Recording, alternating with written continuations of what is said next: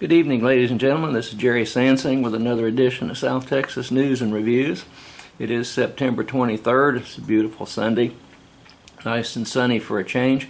Air times of this are Tuesday at 9 p.m., Wednesday at 9 p.m., and then there's the email that I wish people would use, which a lot of people do, don't get me wrong, but it's gsansing@gmail.com.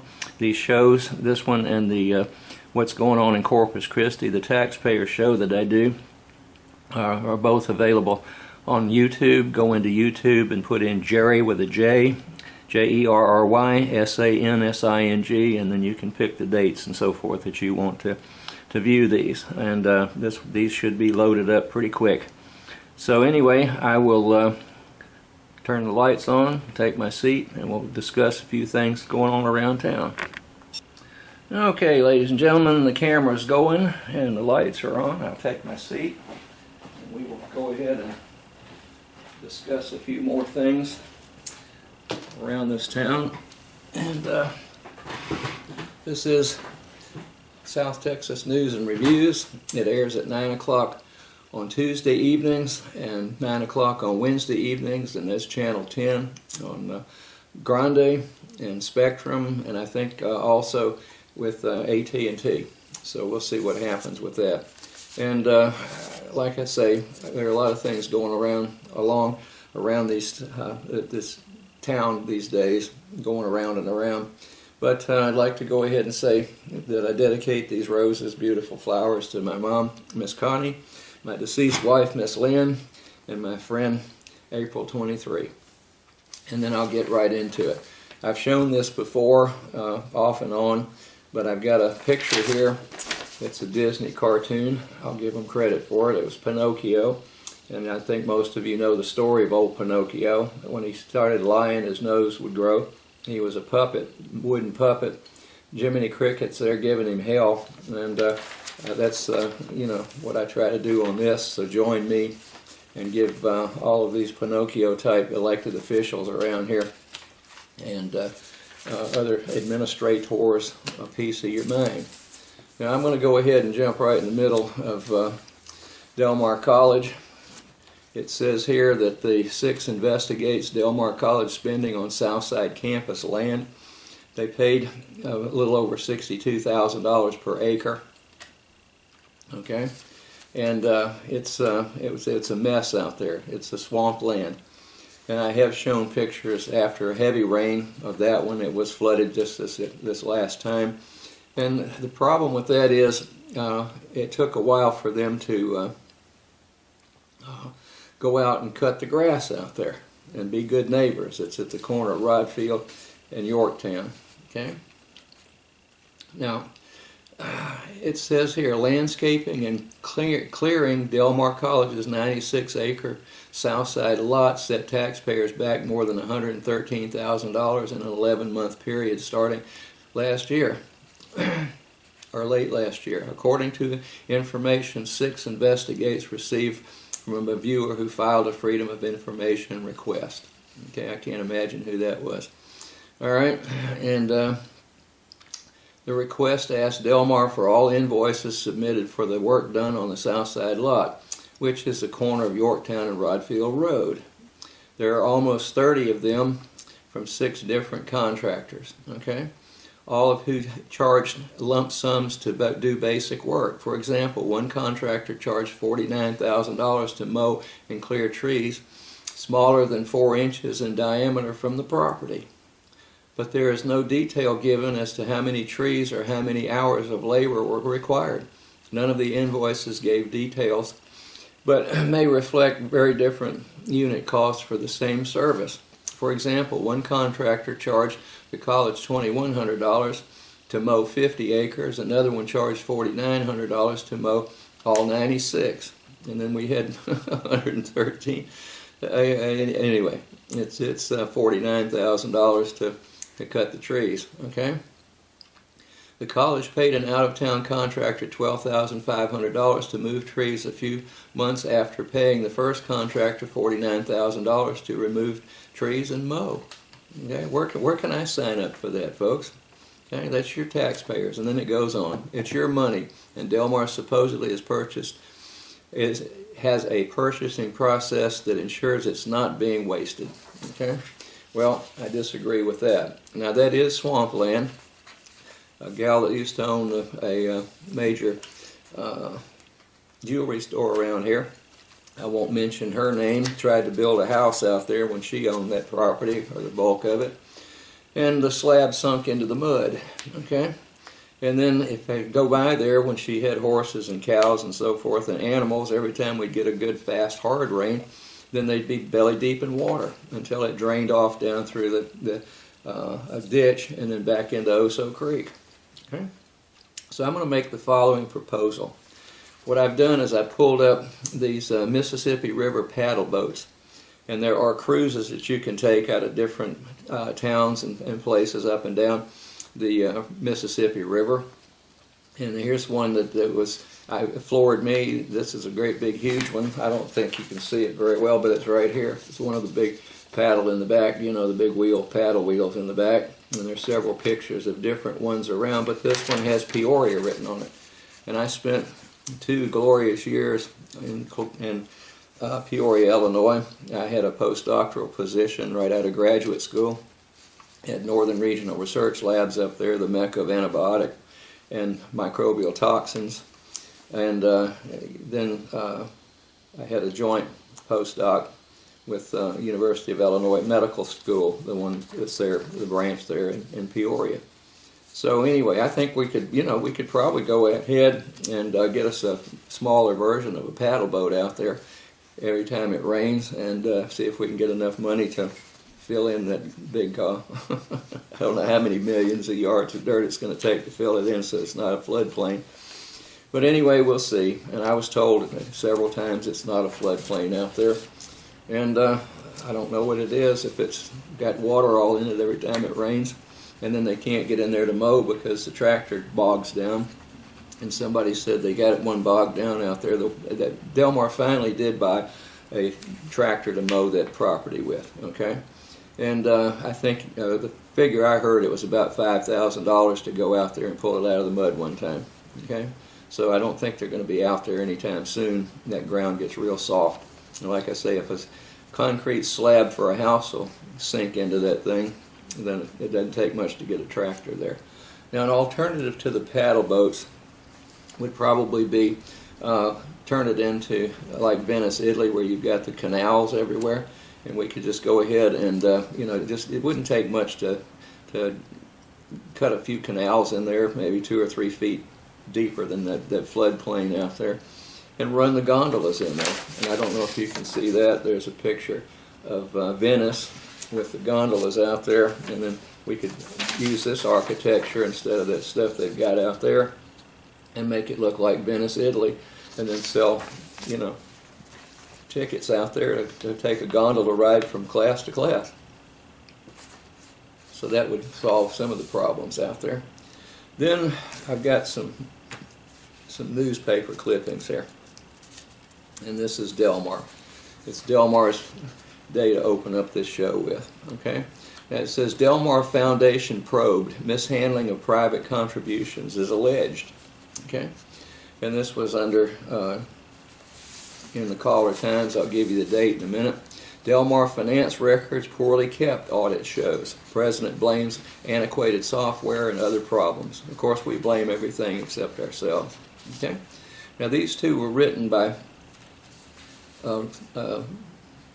newspaper reporter that I knew, okay, Diane Lamort, and that's been a long time ago. In fact, the dates on one of these things, the Delmar Foundation, was being probed, was the days when Dr. Terry DeCiano was the president, and it was dated on January the 21st, 1998, and then the Delmar finance records poorly kept audit show was dated January the 24th, 1998. So there you go. You've got 2 of them from January of 98 on the 21st and the 24th. So it was hot and heavy over there, folks, with the accounting and so forth. Now, just recently, it's here in the Foghorn News. This is Delmar College. Delmar says that it's not the official paper for over there, That's when we had that round of pornographic cartoons and stuff in there by that little person that was the chief student on that in the organization, and it was very embarrassing for everybody. But Delmar says that it's really not an official paper for Delmar College. We just pay for it through student activities and so forth. But this one is dated September the 10th, not that long ago, folks. Today's the 23rd, and it says audit causes concerns. So here we are again. I guess we can't learn. That's what, 98 to 18? What is that? That's about 20 years. So for the past 20 years, we've had problems over there, I guess. But it says, at a recent Board of Regents meeting on August 28th, internal auditors Lisa Martin and Daniel Braves were joined by regents to address high-risk areas in the purchasing portion of the audit. Okay? Martin and Braves explained that the audit for fiscal year 2018 would be ready for public distribution in February 2019. Regents expressed concern over the topic, considering the fact that the last time there was an overview of the audit, over 13 items appeared to have high-risk problems to look after. Okay, I don't know if I misread that. It doesn't sound just real smooth. And it said, Regent Ed Bennett expressed his opinion and voiced his concern about the topic, saying, the combination of our weaknesses concerns me. It looks like we are concerned at, it should have been concerned at the they messed up the verbiage here. Okay, that we are very vulnerable. Okay, it looks like we are very vulnerable. Okay. This year, 9 items were placed under high risk, with many of them being repeats of prior high-risk areas. Bennett addressed the fact that our purchasing sector is highly active. Money is continuously coming in and out and causing possibility of major loss. Okay, so it goes on about that, and so they're concerned about that. Let's see, it was continued on page 3, so it goes on for a little bit there, and it explains this, that, and the other, and it says the tax levy was approved by all regents. Okay.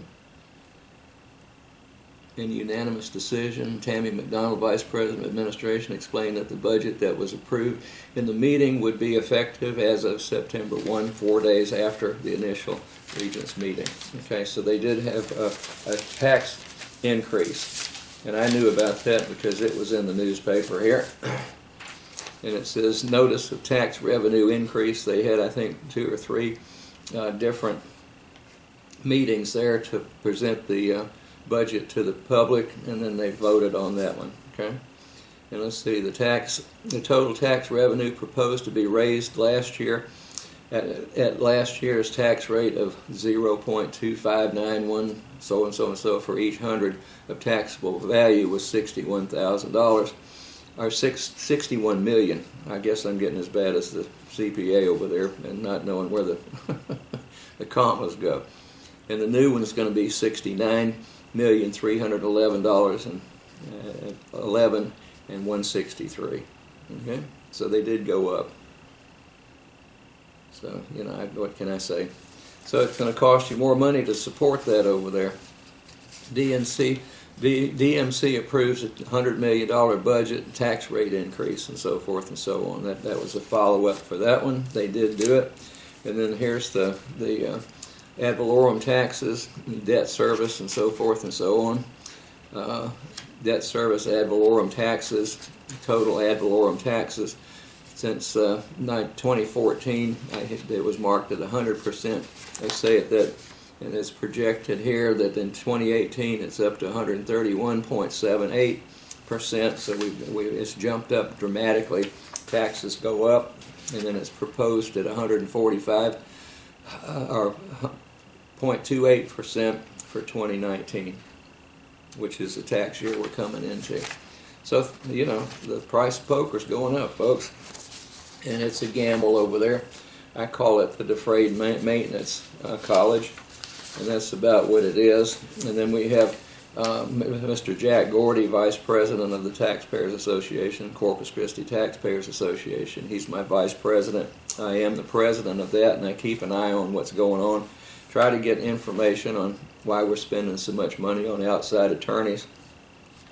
You know, $30,000, $40,000, $50,000 a month when we've got our own general counsel over there. And I know part of it, it's Dr. Bruce Olson's lawsuits that the jury came back and said to pay the man, and after $330,000 in appeals leading up to that, and then they had the finally got it through the court, and then the juror said pay the man, and now we're going back and we're going to go ahead and appeal the thing again for probably another $300,000-$400,000. It's just money. It's just your tax money over there, just to protect a bunch of egos and people that screwed up.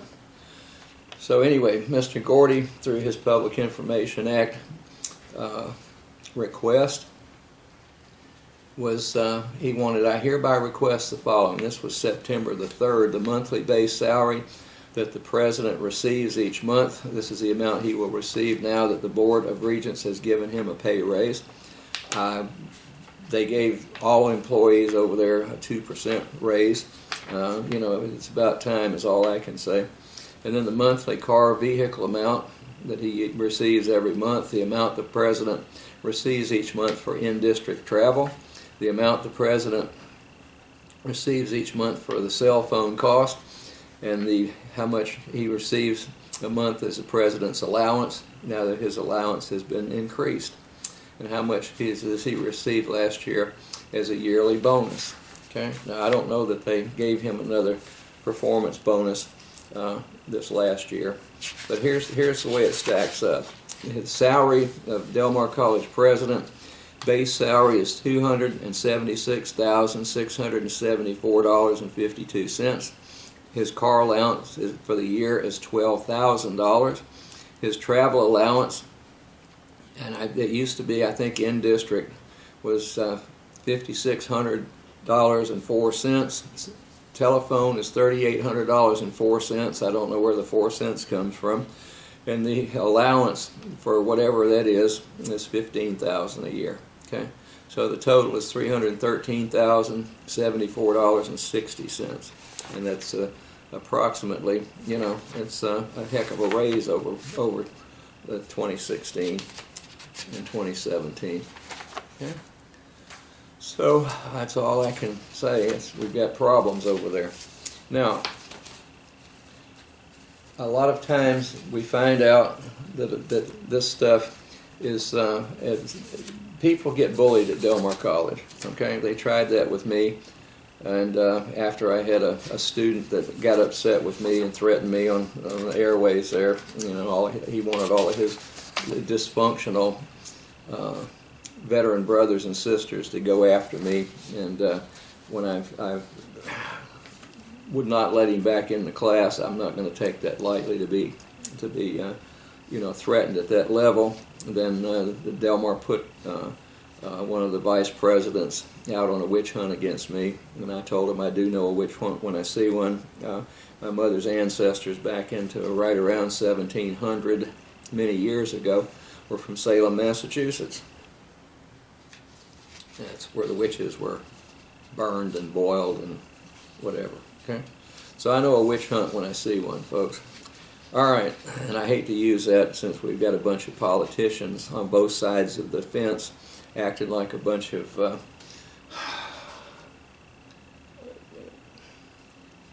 nursery school, okay, kids playing on the playground, and these are supposed to be adults. They're elected officials trying to be taking care of us with a lot more than all this little petty garbage they've got going on. And you know, like I said, it's kindergarten, playground. That's what our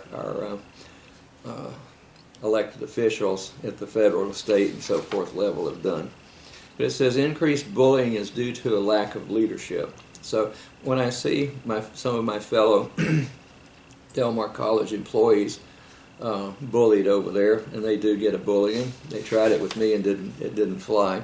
But it's because of the lack of leadership over there. We just go ahead and bring people in there to to straighten us out. Okay. And then back in August, DMC Regents OK newest plans for natural, in quotes, Southside campus. And let me just say this, okay, using solar and wind studies, architects and engineers created a microclimate of sorts at Del Mar College's new Southside campus. Well, they haven't put anything in there. They're going to have to take half the earth in Texas and put it in there to fill in that swamp they've got. Corpus Christi is one of the windiest cities in the U.S., and the sun is no joke in Texas. Okay? All right. So, the new campus, 3 main buildings were layered and placed on the 96-acre space strategically to create a permanent breezy and shaded area for students, faculty, and staff to lounge in between classes. Folks, I don't have time to lounge around. Dr. Del Mar President Mark Escamilla was impressed. I have not been a part of a conversation like this before, he said during a board workshop Tuesday, where the science has been elevated and really factor into our natural settings. Okay, the latest wind renderings and so forth and so on, and it goes on. Okay, and it's I think $1.8 million is what the planning phase is included out of a $157 million bond package approved in 2014. Now, that doesn't include the $139 million, or it's $1.8 million, okay, out of $157 million. And that's what they're using to build all that office and space and classroom space and stuff over there, doubling the size on East Campus and then building another building or 2 out there on West Campus, where the buildings that are housing a lot of the allied health people are out there. Okay, so it's just money. The only ones getting rich are the architects, engineers, and contractors. And then we've got Del Mar gets $100,000 for CTE program. Okay, that's the Gulf Coast Growth and something another here from San Pat County.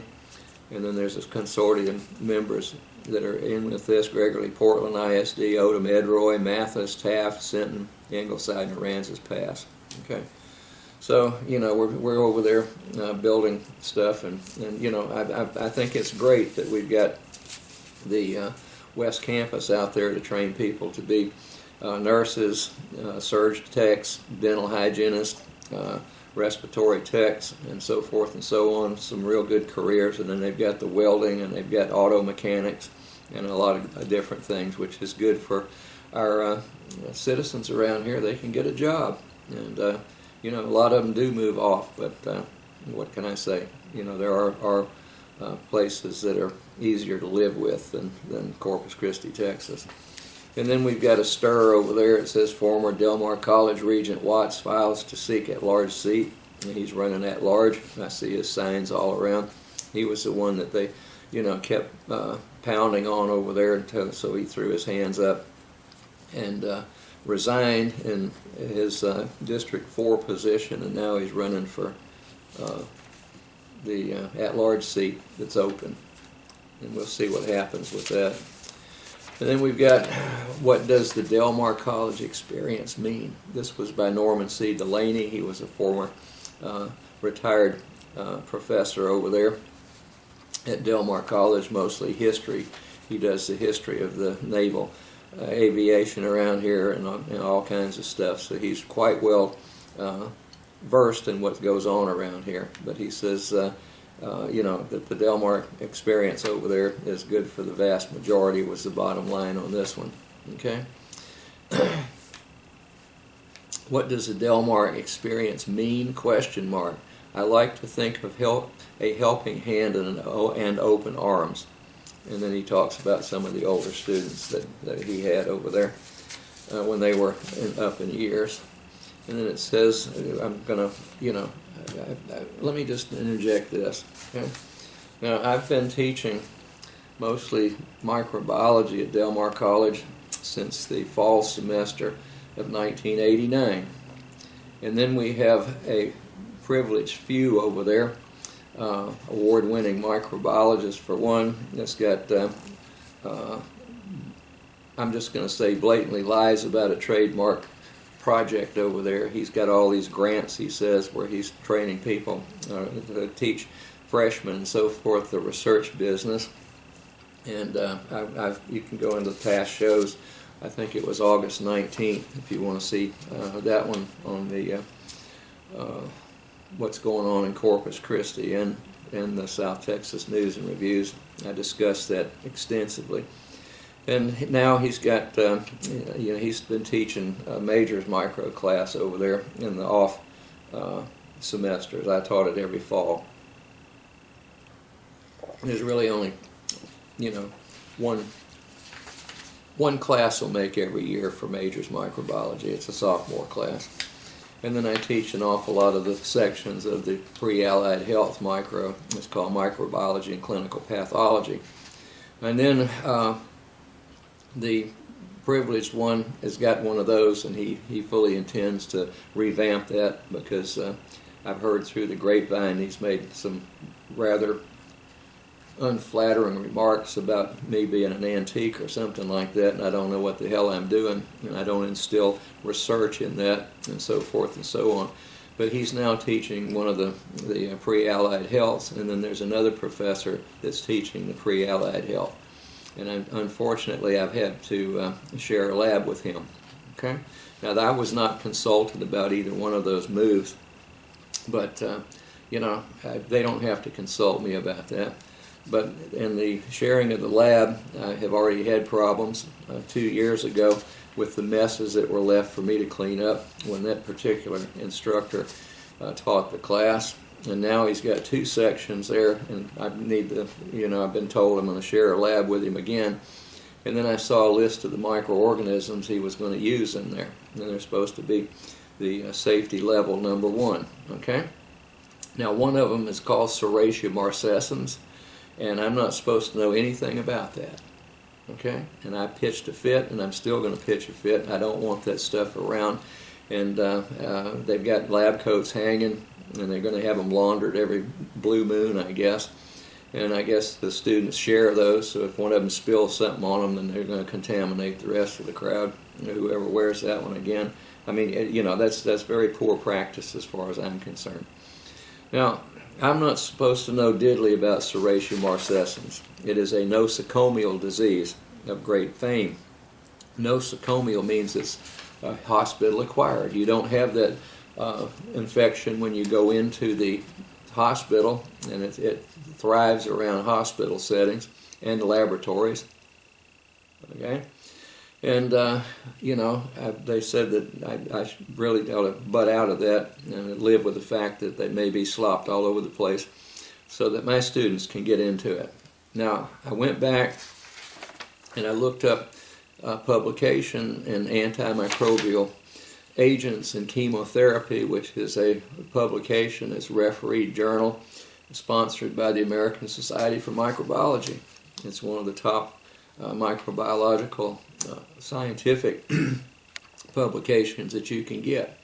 And what you do is you do your research project and you write it up and you present it in different, preferably, refereed journals. They send the publisher sends them out to experts, and then they critique the research and the manuscript, and then they publish it if it's worthy of that. So let's see what the date is on this one. It says copyright 1975. So this one was produced in volume 8, number 3, and of this antimicrobial agents and chemotherapy. Now it says relation of beta-lactamase activity to antimicrobial susceptibility in Serratia marcescens. And then the senior author on this one was Joseph Sang, Department of Chemistry, Illinois State University in Normal, Illinois. And then it says Gerald A. Sansing and Marcia A. Miller. Okay, so it says Peoria School of Medicine. and I had the postdoc there when they asked me, Dr. Sang did, if I would go ahead and run the enzyme studies, and then the enzymes produced, which make the organism resistant to certain antimicrobial drugs. In this case, it was that whole penicillin series. They're called beta-lactams chemically.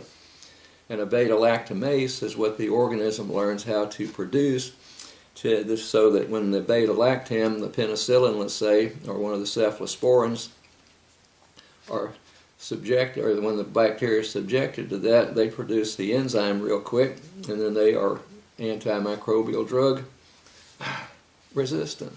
And we've created problems with that over the years, and I won't get into my disgust with overusing antimicrobial drugs in the medical professions, okay? If you pound on a critter long enough and hard enough, it'll come back and bite you, folks. That's called nature. So anyway, I don't know diddly crap about, Serratia marcescens. I've only been working with it and did those resistance studies back in 1974, and it was published in early 75. So here's the publication. If anybody wants to go look it up, then you can go into the journal. I'm sure you can get it online. Antimicrobial Agents and Chemotherapy, September 1975, page 227 to 231. Scientific research, but I don't know anything about that critter. But that's what you get when you work at Delmar. Everybody's an expert. Nobody else in the world knows anything about what's going on. But I'm not going to have that stuff slopped around in my laboratory. They can fire me and lock me out of my office like they did a very good friend of mine. And if they think he's cost them a bunch of money, then wait until I finish. And then I'm going to move on to, I think I've taken my jabs at Delmar College. It's a mess over there, folks, and it's not getting any worse. I mean, any better. It's getting worse. We're hiring more and more administrators over there. We've got more deans, department chairs, vice presidents, directors, and so forth and so on. Then we've got students, I believe. Now, CCISD approves tax hike for new year. Move is intended to raise an extra $6.8 million. And then they give every excuse under the sun. It's just like Delmar when the enrollment didn't increase this past fall, the year ago. And they said, well, it was because of the hurricane. Nobody was going to Delmar. And then this year, I don't know that there was any significant increase at all. We've been flatlined, basically, statistically, in our enrollment since 1992. Okay? 1992. But we're building $150 million for new buildings on East and West, and now we're going to have to spend probably, I calculated, you people already voted in $137 million, or it was $139 million, I think, to get started out there on that 96 acres of swampland. And if it costs less than $500 million to put up a campus for 20,000 students when we've been flatlined with East and West, and I'd like to interject this. I heard something interesting about why we have not increased the enrollment at Delmar College, and why the Southside people are going to go flooding into there, 20,000 students, for that campus alone, and keep East and West open, Northwest Center, and the Center for Economic Development. But it was said that people don't like to send, people from the South Side do not like to send their kids into the ghettos over there with East and West campus, particularly East. That it's the barrio over there. It's not a very good neighborhood. I've never had any problems over there. And we've got minimum problems that I can see from the people that live around there. Occasionally somebody will go over there and once every 10 years and act up or hold a student up, which happened a year or two ago. But, I'm still trying to program that the Southside people will not send their children over to Delmar College because it's trash. The neighborhood is trash, and it's the ghettos, barrio, or whatever you want to call it. I go over there every day, and it doesn't bother me. Okay, so the move is intended to raise an extra $6.8 million. Now, there was an article out not too long ago that said that the population of students at CCISD was decreasing. They feed people into Del Mar College.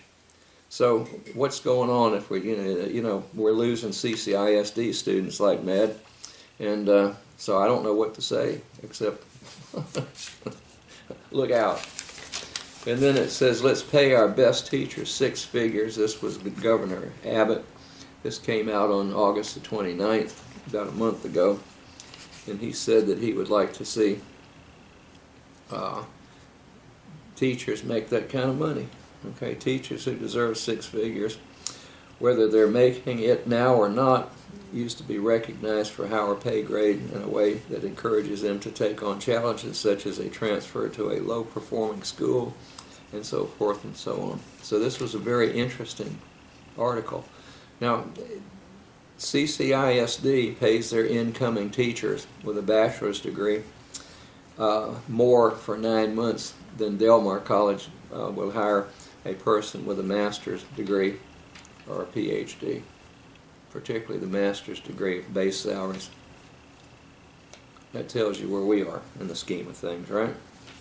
So go for it, Governor Abbott. I think you're dreaming, and the only ones I know that are making well into 6 figures over there are the administrators.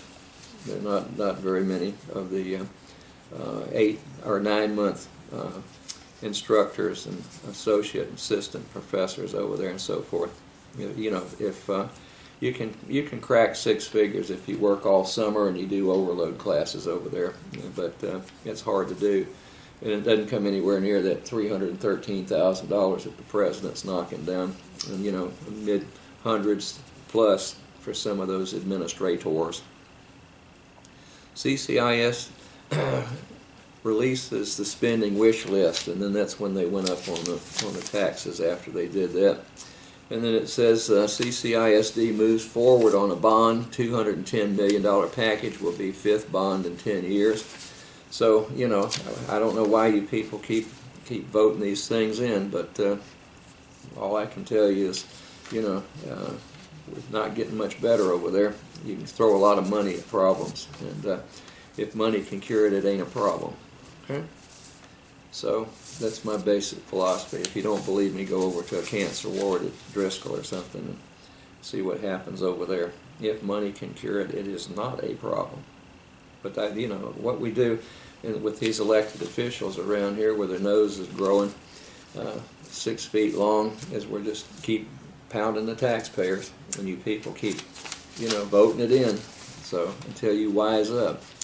CCISD schools get their grades, and district gets a C. See where your school is today, and they give you a bunch of it. Windsor Park Elementary was at 98 out of 100, and then Smith was 94, Webb was 94, Woodlawn Yeager was 93, Club Estates 92, and so forth and so on. The collegiate high school at Del Mar College wound up with a 97, and then the Branch Academy was 95, Veterans Memorial 86, and it went down through Moody at 77. So, it's interesting. My youngest daughter went to Windsor Park. Excuse me, my oldest daughter, and it was quite the place. I was very impressed with that place, and she got a real good education over there. Now I'm going to switch gears a little bit, and I'm going to go back to code enforcement at Corpus Christi. Okay, and here's a letter, August 10th, for the code enforcement supervisor for Captain Chris White, CCPD. This is regarding 4 signs that are nailed to the utility poles along Del Star Drive. They are also in the city right-of-way. The signs have been there since December 2017, and code enforcement has done nothing. I reported the illegal signs to code enforcement the first week of June 2018 and again on August 3rd, 2018, and they're still there. Number 1, he says, the one sign is located at the intersection of Belfast Drive and Del Star Drive. The one sign is located at the intersection of Shannon Boulevard and Del Star Drive. There are 2 signs located at or near the intersection of O'Day Parkway and Del Star Drive. Also in front of 5809 Del Star Drive, the sidewalk is blocked with tree limbs and mattresses that have the complete sidewalk blocked. And you know, they don't care. Okay? And then what we've got is we've also got the problem with the code enforcement department doing nothing about illegal political signs and so forth and so on. And the city council needs to get involved and find out why code enforcement does not enforce the state law and the city ordinance. And what he's talking about is the Texas Highway Beautification Act. These are roadways in Corpus Christi agreed to enforce the Highway Beautification Act on. Okay, TxDOT may decertify a city if the city fails to maintain an effective sign control program. Well, it's my understanding that TxDOT came down here in the not too distant past, okay, within the last 3 or 4 or 5 weeks maybe, and found something like 900 illegal signs on these 14 highways.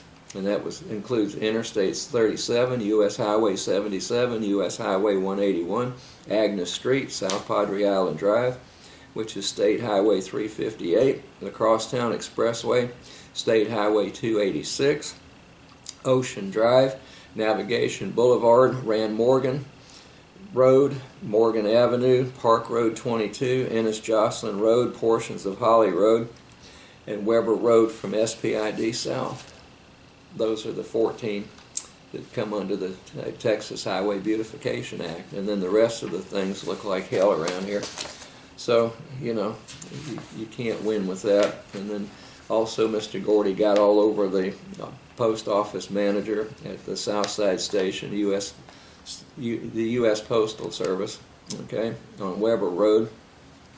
And I guess there haven't been any lights on that flag over there that is flown at night at least 6 months ago, and he wrote this in August the 3rd, and I guess still hasn't got any response. He told me yesterday that the flag was still dark at night, and then we got big chug holes over there that people have to fight, and nothing's being done by the U.S. Postal Service to take care of that property. Okay? He said, why don't you get the lights fixed, or don't fly the flag at night? With respect, Jack Gordy. Okay? He is retired Navy, folks. He was a career Navy. And then we've got City of Corpus Christi. I'll run through some of this again. They're up in their tax rates for that. Okay, and it says here the city considers $96 million bond package, and this is to a list of bond proposition proposals. They want to take care of 23 street projects. Total cost of $52 million, property tax increase, residential utility bills $2 added per month, and then let's see, I guess the streets they want to get done are Leopard, Cal Allen Drive, Calicote Road, Beach Avenue, North Beach again, that's Gulf Spray. What is that? The pedestrian bike access, North Beach coastal protection from breakwater, South Staple Street from Costorix to Baldwin, and then Bronner Parkway, and then it went on after that for several items. Okay, and then we've got, oh yeah, it had more streets than that. They listed several different things.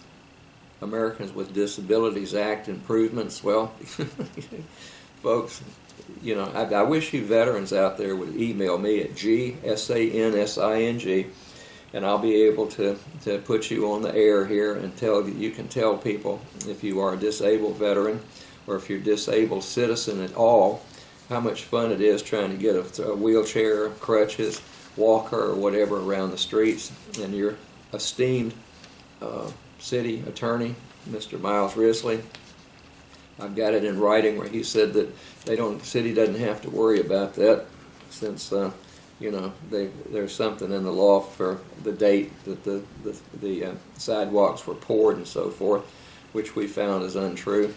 But anyway, he said, well, if somebody needs to get around a obstruction on one of the sidewalks, they can either go into the parking lot of a busy business or Gulfway shopping center.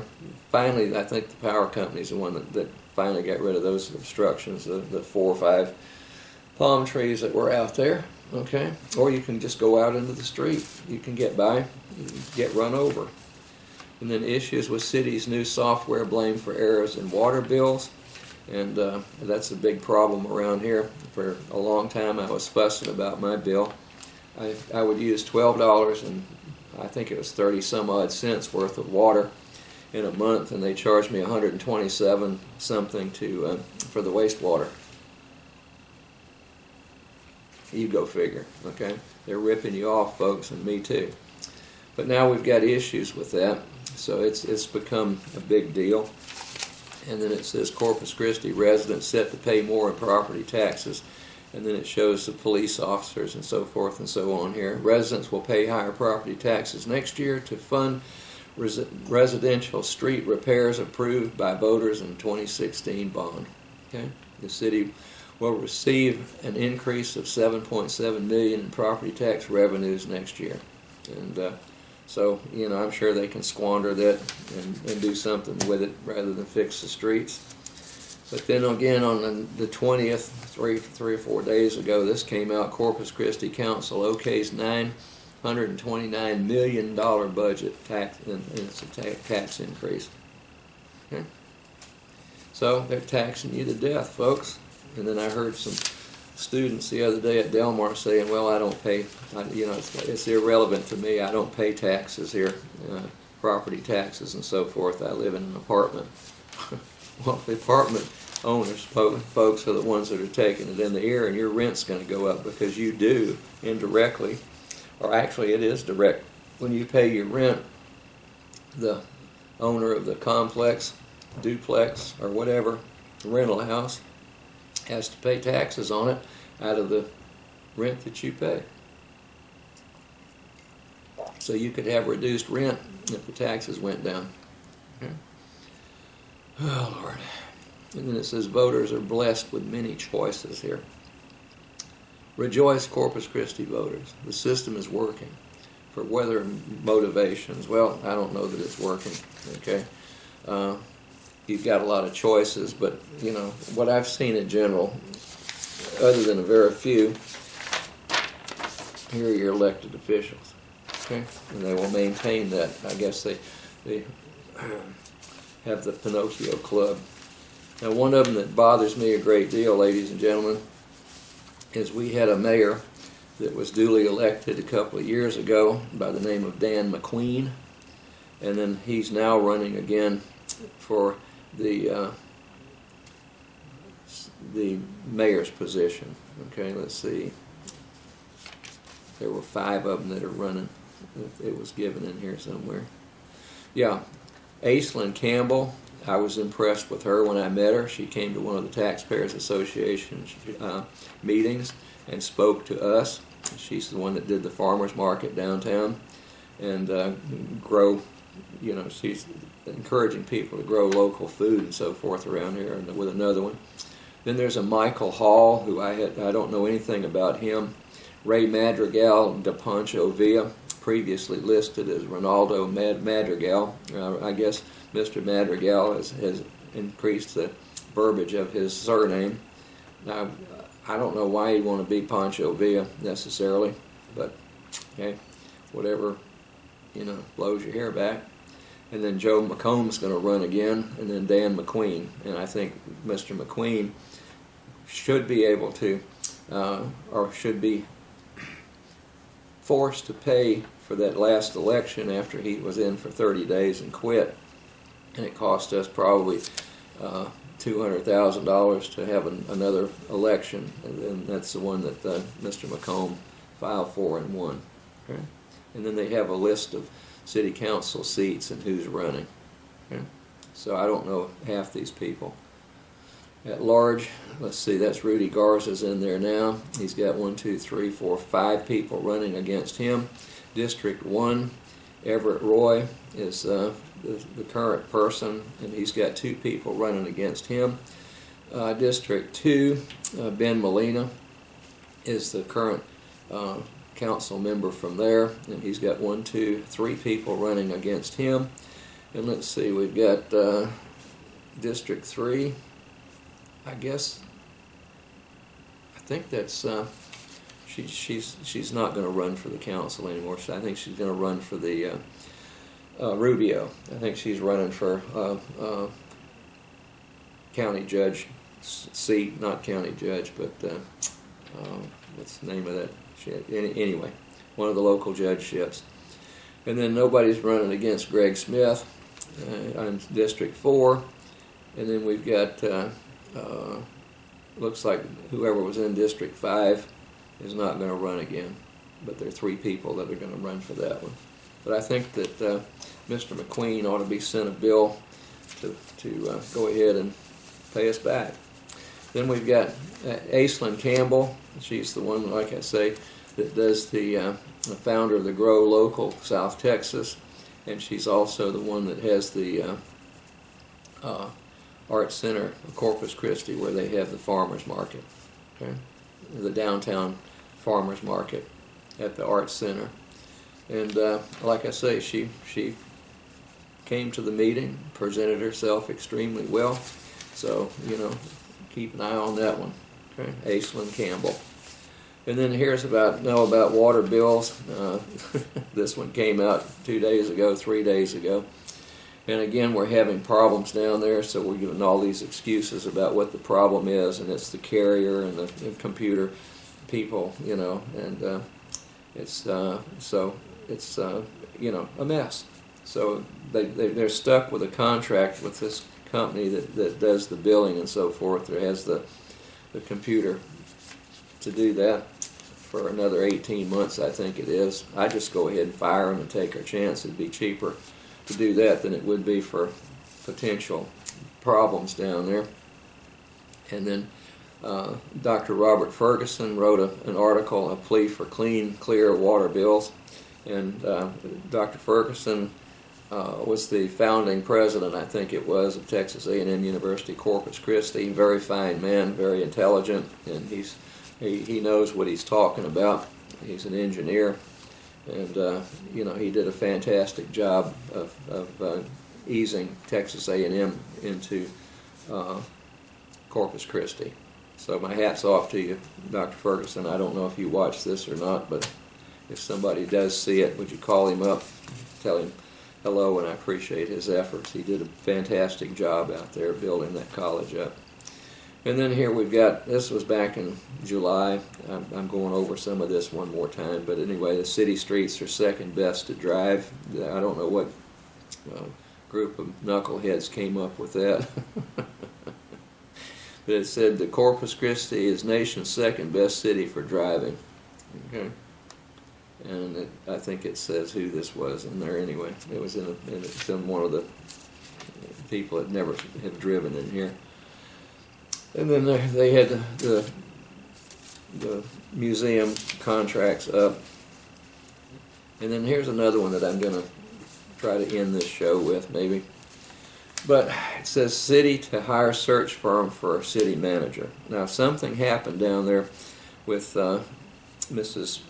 Marjorie Rose, and she up and resigned from the city manager's position, and it left you know, a big hole down there. And then let's see, Lindsay Opal recommended increasing Selman's annual salary from $200,000 plus. What did he do? Okay, Council Lindsay Opal made a motion to increase the salary for interim city manager Keith Selman. The increase will remain in effect until a new city manager is brought on board. Well, that's not bad. We're paying a city manager $200,000, increase it to $220,000 plus a $7,200 car allowance. Where do I sign up? Okay, I guess it would be it'd take that much, about double that, to get me down there to put up with those council members. I'm sure that's I'm gray enough. I don't need any more of that. And then we've got Corpus Christi air quality program is in jeopardy, and the state and some other people are threatening to cut some of the funds for that. Our air is bad enough, and then I'm going to go, we got Exxon Mobil moving into Portland, and they're going to go ahead and pollute that one real good. I know how bad these companies are, and I was fortunate to be able to help with the demise of Las Brisas Energy Center, so we didn't have that baby-killing enterprise here. It was a struggle, folks. There were a lot of people that worked real hard to make sure the state finally realized that was not going to be a good idea. And now we've got the Exxon Mobil going in, and then the Saudi royal families behind that. They've got enough money to push it, and money talks around this town. I'm sure they'll get one heck of a big tax abatement over there, like M&G Plastics did, and then M&G didn't pay their bills off, and now we've got a mess over there in the port, on the canal over there, the ship channel. Okay, and let's see what else we got here. Yeah, the Friends of the Museum of Science and History, they're going to take over management of the thing since the Durrell Foundation, or the Durrell family gave up trying to run that place. And then there's one here making some remarks about not enough shade about the bayfront. Okay, I'm still waiting to have Carlos Valdez's lawsuit against me and 4 other people for the Friends of the Coliseum. We stopped the demolition for 30 days. Unfortunately, that didn't give the state enough time to get the historical designation for that beautiful freestanding roof down there. I mean, I get choked up when I think about that. But anyway, Carlos Valdez went after us with a lawsuit, and I guess it's faded away. And then Mr. Miles Risley was bragging that he was going to continue on with that when he took over as the city attorney from Mr. Valdez a while back. And I guess old Carlos is going to run for the judgeship that Guy Williams has just vacated or is going to finish up. That was another. I'm not even going to talk about that. Okay. City acts to increase its water supply. So what we're going to do is put a desal plant in somewhere, and I'm sure that it'll be to the advantage of the contractors and all, and we'll see how much salt brine they can inundate here. And then Nueces County went up on their taxes, along with CCISD, Del Mar, the city, and everybody else, okay, under the sun. So all I can say is, folks, get your, try to hang on to your wallets, and we'll see what we can do and see what happens here. I'm just going to go ahead and close it down here pretty soon. And here we go again. Take a good look at that. You can put a lot of faces here, these elected officials. Just stick it right there. And why don't you play Jiminy Cricket with me and just get all over these clowns and clownettes around here. It's all about the money and prestige, I guess. So don't waste my time running for office if you're not going to take care of me. All right, I'm going to go over and turn the camera off for a minute. And then I'm going to come back with the beautiful flowers there that are dedicated to the 3 great ladies in my life. And I'll be right back. Remember, the email is gsansing@gmail.com. And I shall be back very shortly. Okay, according to my timer, I've got just about a minute and 5 seconds left. Would you people please, if something's bothering you, I don't mind talking about it. And I know that people don't admit that they're watching this show, but I think we do have a pretty good following.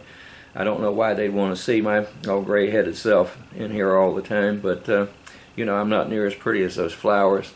And like I say, those were dedicated to Miss Connie, my mother, my deceased wife, Miss Lynn, and a good friend of mine, April 23.